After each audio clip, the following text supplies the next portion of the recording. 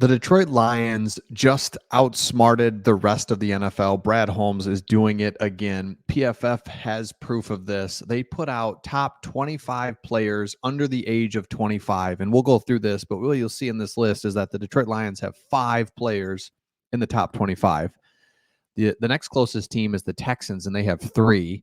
And then only the Jets, Ravens, and Falcons have multiple players on the list. Some teams don't have any players in the top 25 under 25. The Lions have 5. Not only that, but they have the best player under the age of 25, according to PFF. So let's take a look at this. This is pretty incredible. Number 1, Penei Sewell. Penei Sewell is absolutely incredible. He's only 23 years old. I think, and this will be his, third year, 21, 22, 20, yeah, this will be his 4th year in the league. So he was 20 years old when the Lions took him. Remember that. And he had opted out of his junior year because of COVID. So the last meaningful football that he played, he's like 18 years old. And Brad Holmes still knew, he's 18. Look at him. He's going to be an absolute star. And he's absolutely right. He is a star. He fits everything that the Lions are about, top to bottom. PFF has him at number 1. Unbelievable. Next one. Sauce Gardner. Yep, love that. Trevor Lawrence, Jamar Chase, Kyle Hamilton. I get it, but he might have had good PFF, but doesn't move the needle as much for me. But anyway, here we go. Aidan Hutchinson at number 6. So Aidan Hutchinson had a really good rookie season, but then last year, unbelievable, where he only trailed Myles Garrett, Parsons, Bosa, and TJ Watt. So he is a top 5 pass rusher in the NFL. Brad Holmes gets him. Remember, Jacksonville takes another player, and it's okay, we'll take Hutchinson. That was one of Brad Holmes' easier draft picks, but we'll get to some more challenging ones here in just a second. You know he's coming up. Number 11, Amon-Ra St. Brown. He will turn 25 during the 2024 season, so he's only 24 years old. His grades are up there with Tyreek Hill and Justin Jefferson over the past 2 seasons, and so he is a top 3 receiver, and nobody can doubt that. Brad Holmes got him in the 4th round. I mean, that's the game. Can you draft well and then develop other, just develop in general on your team? Dan Campbell, the staff have shown that, no question, but to be able to draft well and to see Brad Holmes do it with Amon-Ra St. Brown, that is one of his all-time greatest picks right there. 4th round, USC. This guy's kind of small. It's what is this? Yeah, pretty good. Puka Nacua, who's just an absolute stud. Will Anderson. We'll get down to here a couple more. Bijan Robinson. I mean, all of our guys are ahead of them. Sam LaPorta, tight end. Oh, man. LaPorta, it was a 2nd-round pick last year. He was arguably outplayed all rookie tight ends over the past decade. 100%. I think it's arguably. It's just he was the best rookie tight end we have ever seen. And again, 2nd-round pick. I remember being what are we doing? Another Iowa tight end? Yep, I'm an idiot. He's unbelievable. His 981 regular season snaps led all rookie tight ends over the past 6 seasons by a significant margin. In addition, his overall receiving grades are second only Kyle Pitts' rookie season over that span. So again, PFF, I like PFF. Some people don't. This is where it's what? Receiving grades?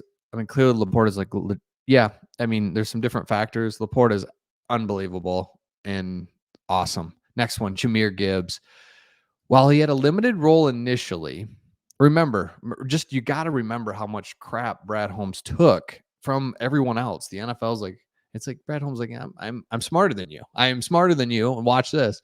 So Brad Holmes takes Jahmyr Gibbs. And by the way, I mean, that's why Sheila just deserves so much credit for finding the right people to go find Brad Holmes and Dan Campbell. Brad Holmes, I mean, this just shows it. To have 5 players under the age of 25 in the top 25 is crazy. So Sheila gets a lot of credit too, but he had a limited role initially.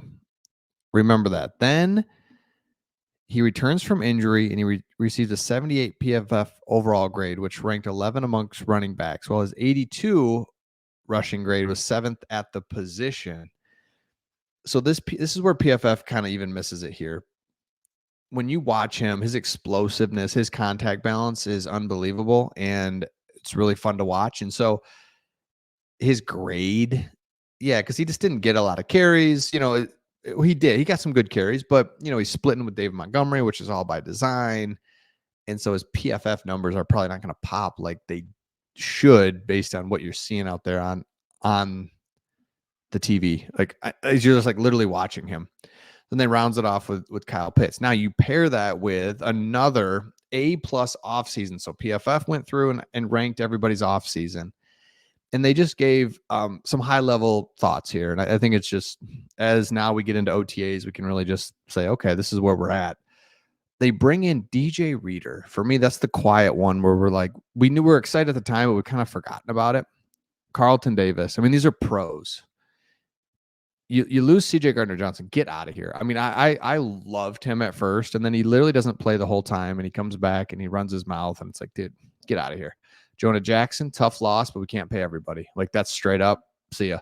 So you get DJ Reader, Carlton Davis, pros, Zettler, pro, Young on the secondary, love it. Couple of projects, let's just see what happens. Super high ceilings in Manu and Vaki. And then Wingo's a strong, quick defensive tackle. Mahogany will be able to play and be great depth for us on the interior offensive line. Plus, they re-signed Goff, Amon-Ra, Penei Sewell. And if you look at those contracts, what's really nice about them is they give us a ton of flexibility for the year 2024 and 25. In 2026 is when things start to balloon, and that's fine because Brad Holmes is used to all that. Remember when he was with the Rams and they had all those star players and they were always just kind of kicking the can down the road, and that's fine because then you're just drafting well, and you can draft well, and that's why you have to rely on, hey, we're going to need a 5th round guard to start. We got to draft well because we can't pay everybody, and we're going to pay the big dogs, but we can't go sign, a guard. We're going to have to rely on a rookie that we draft. Brad Holmes is up to it. This is just perfect.